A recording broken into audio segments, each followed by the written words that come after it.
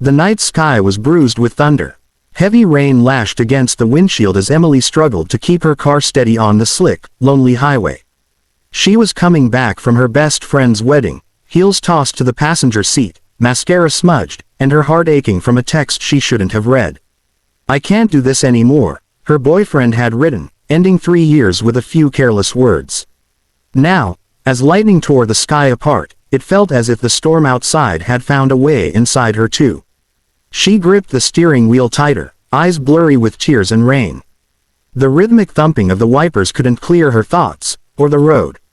The highway stretched endlessly, dark and empty, except for the haunting reflection of her own headlights.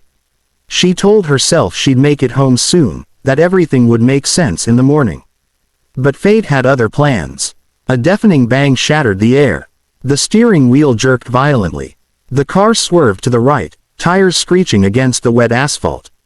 Emily screamed, fighting for control, her heart pounding in her chest. The car skidded to the side, spinning once before stopping in a trembling heap near the guardrail. Her hands shook as silence followed, the kind of silence that feels alive, heavy, waiting. She sat frozen for a moment, the smell of burnt rubber filling the car. Her tire had burst. The dashboard lights flickered, the engine whined, then died. Her phone had barely any signal. When she tried to call for help, the screen showed one miserable bar before going dark, battery dead. "No, no, no," she whispered, panic rising in her throat. She wasn't far from town, but in the middle of the storm, every sound outside, the wind, the rain, the distant thunder, felt like danger. For 10 long minutes, she waited, hoping another car would pass. None did. The highway was deserted. The rain grew louder, slamming against the roof like fists. Finally, wrapping her coat tight, Emily took a deep breath, stepped out, and was immediately drenched. The cold cut through her thin dress like knives. Her headlights cast a small pool of light on the broken tire, shredded completely. She stared at it helplessly. "Great, just great," she muttered. Her hair stuck to her face, mascara mixing with rain. She had no idea how to change a tire, and even if she did, she couldn't see much in this darkness. Her only option was to wait. Однажды, спустя годы, он увидел ее снова. Случайно, на вокзале, под дождем. Она стояла с чемоданом, усталая, но все такая же красивая. Не глянцевая, не сценическая, а настоящая. Он подошел, сердце колотилось. «Марина». Она повернулась. Молчание длилось вечность. Потом улыбнулась, еле заметно. «Константин», — сказала она, как будто это имя было когда-то песней. Они стояли, не зная, что сказать. 20 лет жизни пролетели между ними, как один аккорд. Он хотел обнять ее, но не решился. Она хотела сказать, что все еще хранит те песни, но не смогла. Они пошли в маленькое кафе рядом. Пахло кофе и корицей. Она рассказала, что жила в Испании, преподавала вокал, не выходила на сцену.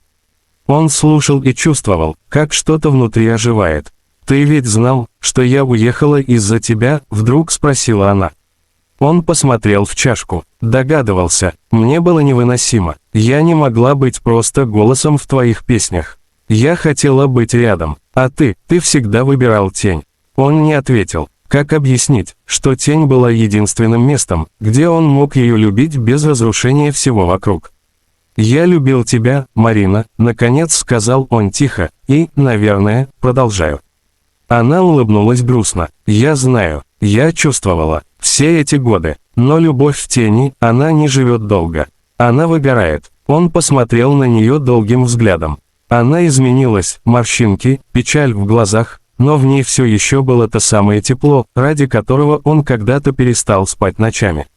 «У тебя кто-то есть?» – спросил он. «Был, не остался», – она вздохнула. «Люди уходят, когда понимают, что часть твоего сердца принадлежит кому-то другому». Он не знал, что сказать. Хотел взять ее руку, но не сделал этого. За окном шумел дождь, как аккомпанемент к их молчанию.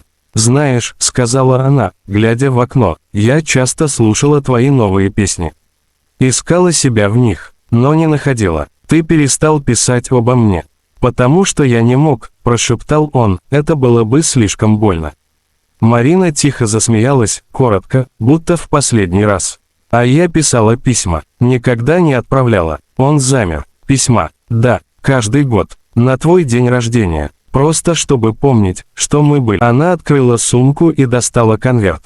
Старый, помятый. Это последнее. Хочу, чтобы ты прочел. Он взял конверт. Руки дрожали. Внутри несколько строк, написанных ее почерком.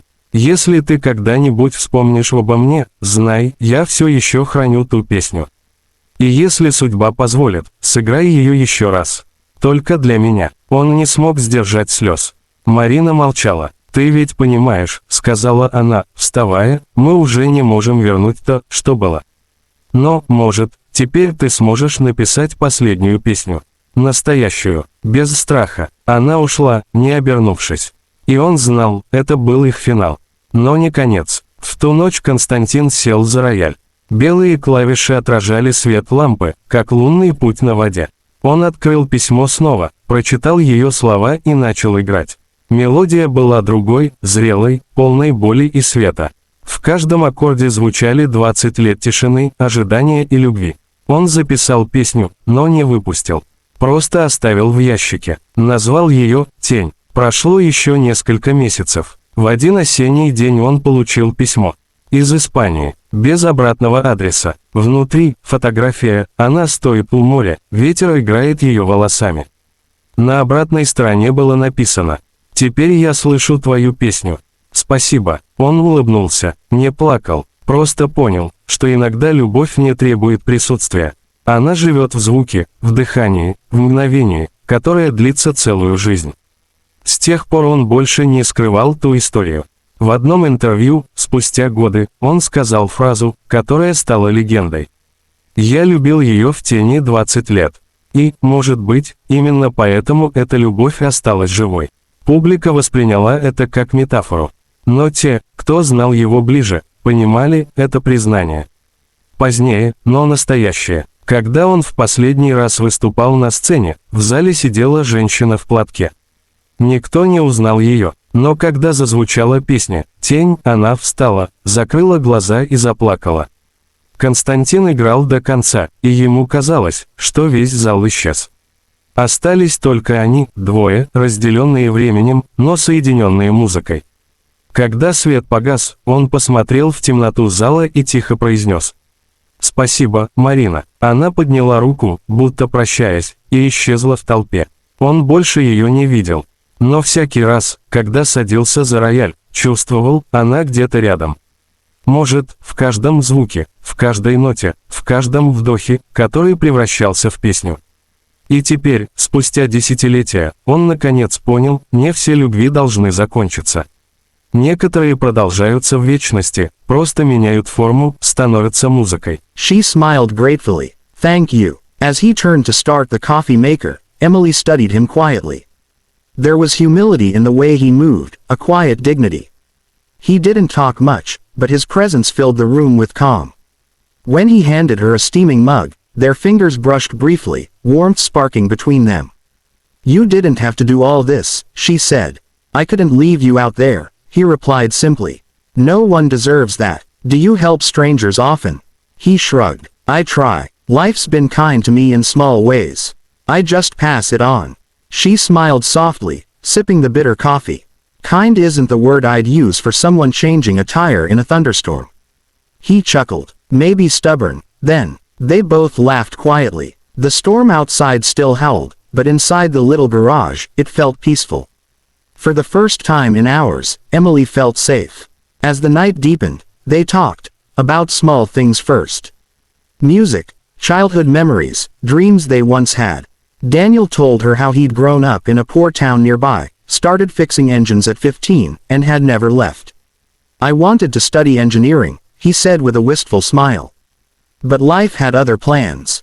Emily listened, her heart tightening. "You sound like you gave up something important." "Maybe," he said, "but I gained something else. I help people. Cars break down, people get stranded. Sometimes that's all it takes to remind someone they're not alone." His words lingered. She thought of her boyfriend's text, the emptiness she'd felt. And here was this stranger, this poor mechanic, speaking more truth in a few sentences than anyone had in years. Time blurred. The storm eased. Daniel fixed a blanket on the couch for her. You can rest here. It's safe, he said softly. What about you? I'll be fine. I've got the radio to keep me company. She hesitated, then whispered, Daniel, thank you. Really. He met her eyes, and for a moment, something unspoken passed between them, something warm and fragile. Good night, Emily, he said quietly. She lay down, listening to the rain soften into a lullaby. For the first time that night, she smiled. Maybe, just maybe, fate had burst her tire for a reason. By dawn, the world was washed clean. The storm had passed, leaving puddles that reflected a pale sunrise. Daniel was already outside, checking her car. Emily watched him through the window, her heart swelling with something she couldn't name. When she stepped out, he looked up, smiling. Morning. Your car's good to go.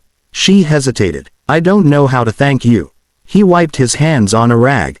You just did. As she got ready to leave, something inside her rebelled against driving away. Daniel, she said suddenly, can I see you again? Maybe bring you lunch sometime. He blinked, surprised. Then he smiled, that quiet, humble smile that had already changed her night, and maybe her life. I'd like that. She got into her car, the engine humming softly. When she drove off, Daniel stood watching, rain boots splashing in puddles, a soft light in his eyes. He didn't know that the girl he helped would return, again and again, not just for lunch, but for him. And Emily didn't know yet that the mechanic who saved her that stormy night would one day fix more than her car. He would fix her broken heart. It had begun with a burst tire, but fate had turned it into something far greater. Sometimes, life's detours are the roads that lead us exactly where we're meant to be.